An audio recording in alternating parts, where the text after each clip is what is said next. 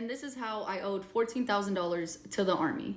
So I finally got fed up and I kept harassing S8 to see where this money was coming from, because there is no way I was gonna pay back ALC when I got sent there.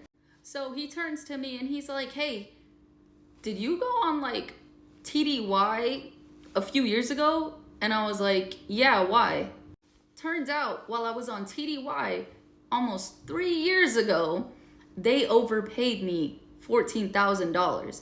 Mind you, it didn't seem crazy at the time because I wasn't the only one on this mission. We had a lot of per diem. We stayed at a lot of hotels.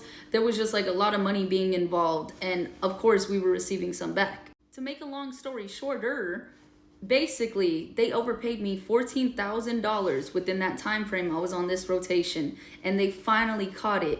And it just so happened to be right after I spent $15,000 at ALC.